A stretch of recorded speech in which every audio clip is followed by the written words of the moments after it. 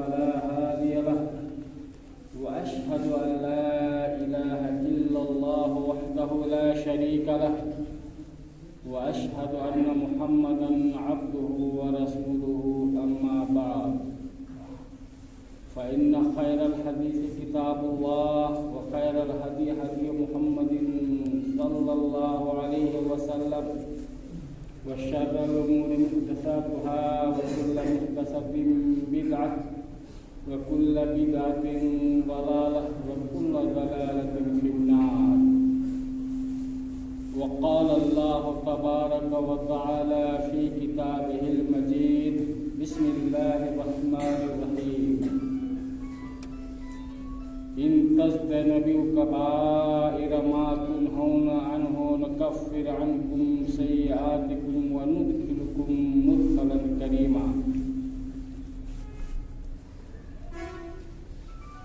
اللہ تعالیٰ کی حمد و ثنا، اس کی بہترین تعریف و توصیف، بزرگی بڑائی ہم بیان کرتے ہیں، اور اللہ تعالیٰ کے تمام برگزیدہ نبیوں رسولوں پر درود و سلام بھیجتے ہوئے ہم اپنے آخری نبی حضرت محمد مصطفیٰ صلی اللہ علیہ وسلم کے اوپر بے شمار اور انگنت درود و سلام بھیجتے ہیں. برادران ملت، اللہ تعالیٰ نے قرآن مجید کے اندر ارشاد فرمایا ان تجتنبوا کبائر ما تنہون عنہ نکفر عنکم سیئاتکم وندخلکم مدخلا کریما. اے مومنو، اگر تم ان بڑے گناہوں سے بچتے رہو گے جن سے تمہیں منع کیا جا رہا ہے تو ہم تمہارے چھوٹے گناہوں کو معاف فرما دیں گے اور تمہیں بڑی ہی عزت و بزرگی والی جگہ یعنی جنت میں داخل کر دیں گے. اس آیت کریمہ کے اندر اللہ تعالیٰ نے ہمارے لیے یہ اصول بیان کر دیا ہے کہ اگر ہم بڑے گناہوں سے بچیں تو اللہ تعالیٰ چھوٹے گناہوں کو معاف فرما دیں گے. بڑے گناہوں سے بچنا گویا کہ چھوٹے گناہوں کے لیے کفارہ بھی ہے. اس لیے ہمیں چاہیے کہ بڑے بڑے گناہوں کا خیال رکھیں اور سمجھیں کہ بڑے گناہ ہیں کیا، تاکہ ان گناہوں سے بچنے کی کوشش کریں، یا اگر اس کا ارتکاب آدمی کر لے تو توبہ اور استغفار ہے وہ کر لے تو اللہ تعالیٰ بڑے سے بڑے گناہوں کو معاف فرما دیتا ہے. برادران ملت، جب اللہ تعالیٰ نے ہمیں بڑے بڑے گناہوں سے بچنے کا حکم دیا ہے تو ہم سمجھنے کی کوشش کریں کہ بڑے گناہ ہے کیا. تو علماء کرام اور مفسرین کے بہت سارے اقوال ہیں بڑے گناہوں کی تعریف میں. بعض کہتے ہیں کہ بڑے گناہ وہ ہیں جن پر حد مقرر ہے. مثال کے طور پہ زنا ہے اور تہمت، شراب وغیرہ، کہ اگر آدمی اس کا مرتکب ہو جائے تو اللہ اور اس کے رسول نے خاص طور سے حد مقرر کیا ہے. بعض مفسرین کہتے ہیں کہ بڑے گناہ وہ ہیں جن پر اللہ تعالی اور اس کے رسول کریم صلی اللہ علیہ وسلم کی طرف سے سخت وعید اور لعنت آئی ہے. مثال کے طور پہ سودی کاروبار کرنا، یتیموں کا مال کھانا بدعت. ठेले बिदअत करना या बिदअतियों को ठिकाना देना, ज़मीन की निशानियों को मिटाना। इसी तरीके से बाज़ मुफस्सिरीन कहते हैं कि बड़े गुनाह वह हैं जिन्हें अल्लाह ताला या उसके रसूल करीम सल्लल्लाहु अलैहि वसल्लम ने बतौर तहरीम के रोका है, बिल्कुल हराम कर दिया है। और हकीकत भी यही है कि इन चीज़ों में से कोई एक बात भी किसी जुर्म या किसी गुनाह में पाई जाए तो वो बड़ा गुनाह हो जाता है। बिरादरान मिल्लत, कुरान और अहादीस के अंदर बड़े बड़े गुनाह जो मुख्तलिफ तरीके से हैं, बहुत मुख्तलिफ और मुतअद्दिद गुनाहों को कुरान और हदीस के अंदर जिक्र आया है, जिन्हें हमारे उलमाए कराम ने किताबों की शक्ल में भी इकट्ठा कर दिया है, ताकि आदमी कुरान से अगर इस्तेंबात न कर सके या पढ़ करके न समझे, पढ़ने की तौफीक भी न हो। और जैसा कि आजकल सूरत हाल ऐसी ही है कि कुरान ताक पे रखे हुए गर्दो गुबार से बिल्कुल हट जाता है, लेकिन तौफीक भी नहीं होती। तो उलमाए कराम के हमारे ऊपर बड़ा एहसान है कि उन्होंने बड़े बड़े गुनाहों को यकजा करके इकट्ठा करके खास किताब ही के अंदर जमा कर दिया है। जैसे इमाम ज़हबी रहमतुल्लाह अलैह ने किताब अल-कबाइर, और इसी तरीके से इमाम बहकी रहमतुल्लाह अलैह ने एक किताब जिसका नाम है अज़्ज़वाजिर अन इक्तिराफिल कबाइर, ये सब किताबें और बहुत सारी किताबें हैं। ज़रूरत है कि हम इन किताबों को पढ़ने की कोशिश करें और बड़े बड़े गुनाहों से बचें। बिरादरान मिल्लत, इस तमहीद के बाद मैं आज के खुतबा में चंद उन गुनाहों का जिक्र करने की कोशिश करूँगा जिन्हें आज हमारे माशरे में अवाम ही नहीं बल्कि ख़ास तबके जो पढ़े लिखे हैं, मुहज़्ज़ब हैं, बाइज़्ज़त हैं, ख़ास व आवाम जो हैं वो सब इन गुनाहों के इर्तिकाब कर रहे हैं और उन्हें पता भी नहीं चलता है कि बड़े गुनाहों का इर्तिकाब कर दिया है। और ये वो गुनाह है कि जिनके वजह से माशरे के अंदर जो इस्लामी माशरा है खुशगवार होना चाहिए, भाईचारगी का माहौल पैदा होना चाहिए। ये वो गुनाह है जिनकी वजह से भाईचारगी खत्म होकर आपसी अदावत व दुश्मनी, नफरत और बुग़्ज़ और इफ्तिराक व इंतशार का शिकार लोग हो रहे हैं और मुस्लिम माशरे के अंदर बहुत ही बड़ा खलफशार मचा हुआ है। तो ये वो गुनाह कि जिनको लोग करते हैं या जिनके सामने किया जा रहा है और समझ भी नहीं पा रहे हैं कि भाई ये बहुत ही बड़ा गुनाह हो रहा है, और या तो सुन लेते हैं उस गुनाह को और चुप रहते हैं, या खुद करते हैं और एहसास भी नहीं होता है। जबकि एक गुनाह की वजह से उसका असर गुनाह करने वाले ही नहीं बल्कि बहुत ही बड़ा फसाद बर्पा हो जाता है और माशरा टूट-फूट का शिकार हो जाता है। भाई और बुजुर्गों, मिसाल के तौर पे एक गुनाह का जिक्र मैं कर रहा हूँ जिसे लोग मामूली समझते हैं और इसका क्या नतीजा होगा उसका एहसास तक भी नहीं करते हैं। जैसे चुगलखोरी, बल्कि कौन आदमी चुगलखोर है बहुत से लोग जानते रहते हैं, बल्कि जब उस आदमी को देखा जाए तो फौरन कहते हैं कि ये चुगलखोर है, जानता है चुगलखोर है। یہ چغل خوری کہ جس کے سامنے کیا جائے اس کو روکتا ہی نہیں ہے، یا چغل خور کی باتوں کو بڑا سننا پسند کرتا ہے، اور وہ آدمی ہوتا ہے کہ جس کا ایمان کمزور ہوتا ہے سننے والے کا،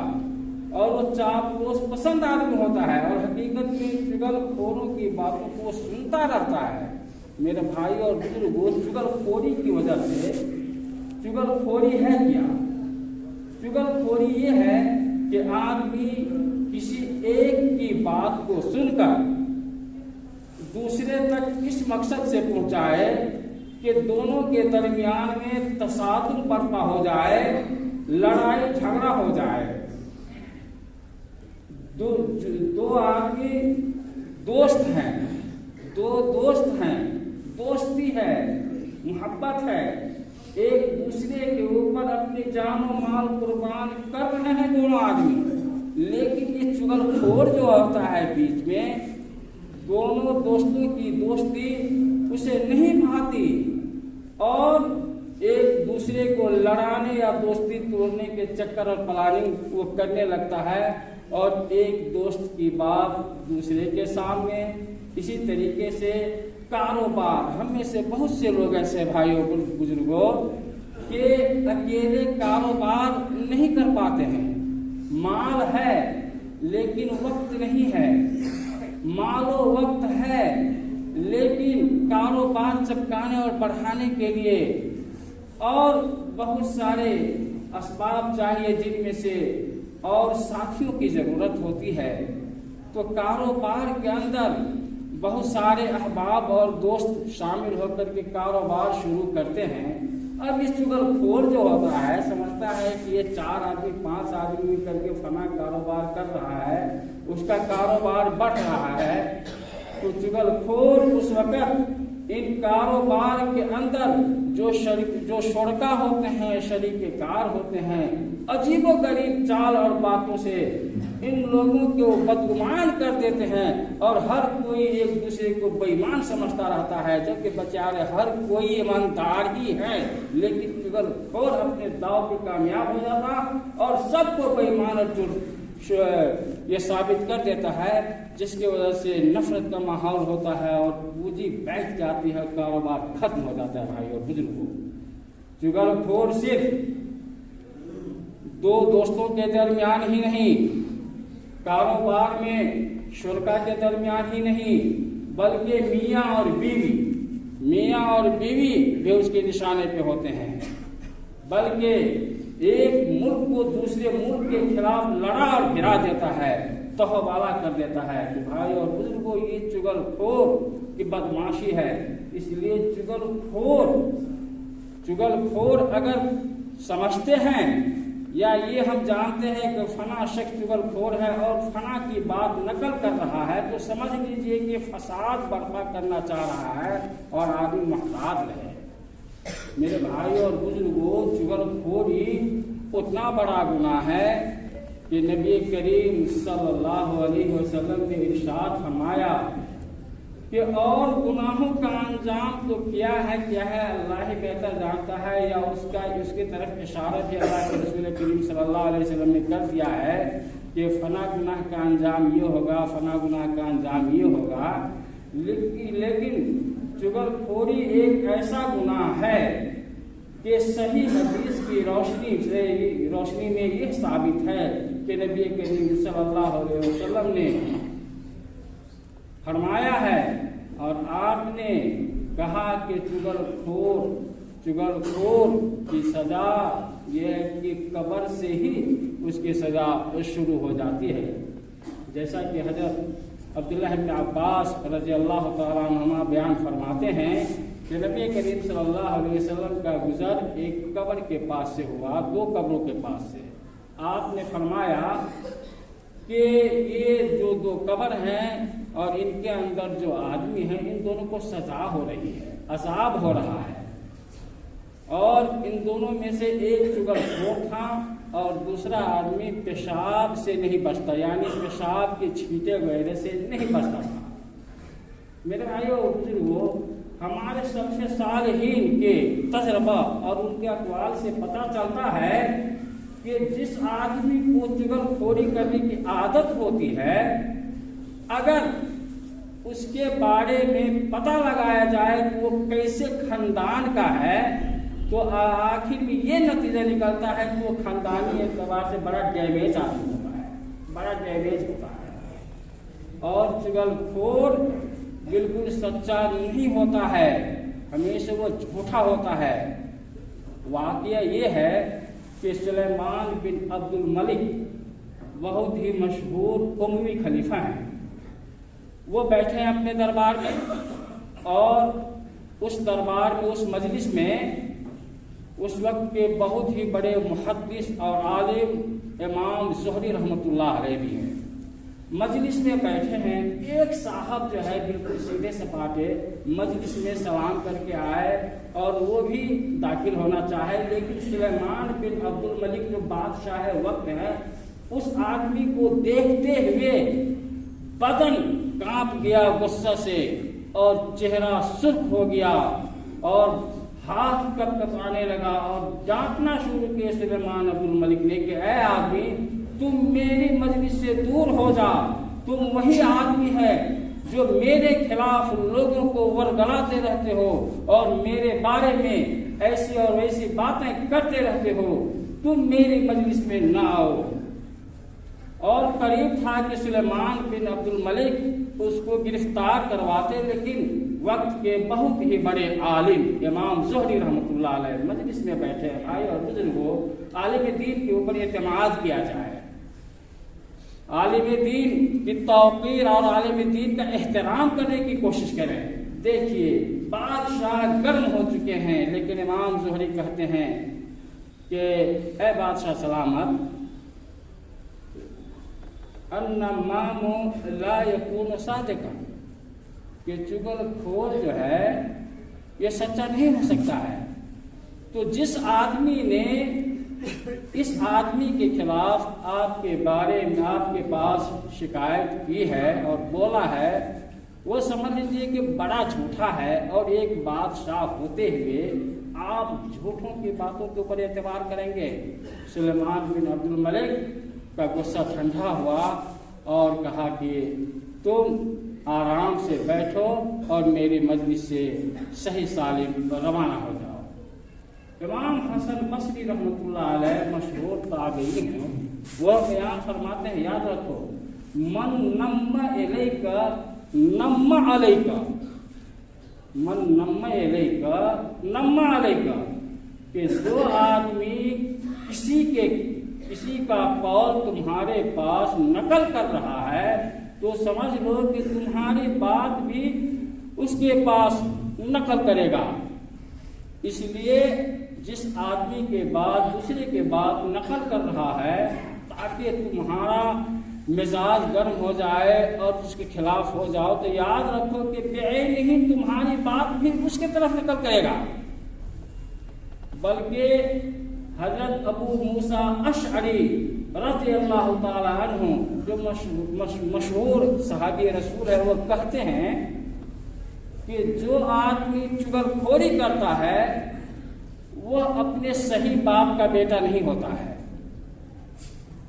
وہ اپنے صحیح باپ کا بیٹا نہیں ہوتا ہے۔ اللہ اکبر، اللہ مستعان علیہ باللہ۔ بلکہ اس کے ثبوت کے لیے ایک اثر آیا ہے، بلال بن ابو بردہ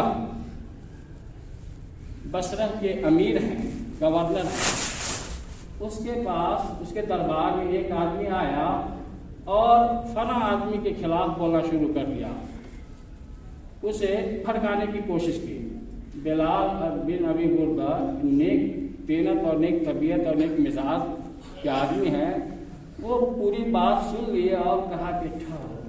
میں تمہارے بارے میں پہلے پتہ کروں اور پتہ چلاؤں اور تحقیق کروں کہ تم کیسے ہو۔ چنانچہ تحقیق کی گئی تو پتہ چلا کہ حرامی بچہ تھا، وہ حرامی بچہ تھا، باہر گئے۔ تو بھائی اور بزرگوں، چغلخوری بہت ہی کبیرہ گناہ ہے، اور نبی کریم صلی اللہ علیہ وسلم نے ارشاد فرمایا ہے، لا يدخل النمام الجنت، کہ چغلخور جنت میں داخل نہیں ہوگا۔ برادران ملت، اس لیے اگر ہم میں سے کوئی آدمی، اور اکثر و بیشتر آدمی کاروباری ہیں، ہم میں سے ہر کسی کے پاس دوست ہیں، ہم اپنے گھر کے ماحول کو خوشگوار بنائے ہوئے ہیں، میاں بیوی کے درمیان محبت ہے، باپ اور بیٹے کے درمیان محبت ہے، لیکن اگر کوئی شخص کسی کے بیٹے کے خلاف باپ کے سامنے بولے تو فوراً یہ نہیں کہ بیٹا کے خلاف ہو جائے، کسی کے سامنے اگر دوست کے خلاف بولا جائے تو اس آدمی کے کہنے پہ دوست سے بدگمان ہو جائے،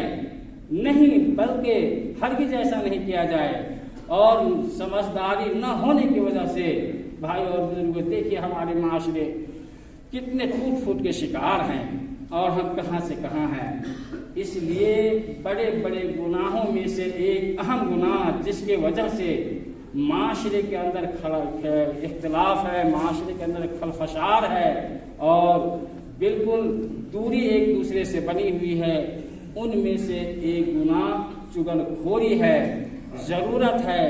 کہ ہم چغل خوروں کو پہچانیں، اپنی مجلس سے اس کو دور رکھنے کی کوشش کریں اور ان کی باتوں کو سننے کی کوشش نہ کریں۔ اللہ تعالیٰ سے ہم دعا کرتے ہیں کہ اللہ تعالیٰ ہمارے ہر گناہ کو معاف فرما دے، اور ہمارے معاشرے کے اندر جو دشمنی اور عداوت دوسروں نے ڈال دی ہے، اللہ تبارک و تعالیٰ اس دشمنی اور عداوت کو ختم فرما اور ہمارا خاتمہ ایمان بالخیر پہ ہو۔ وصلی اللہ وسلم علی نبینا محمد وعلی آلہ وصحبہ اجمعین۔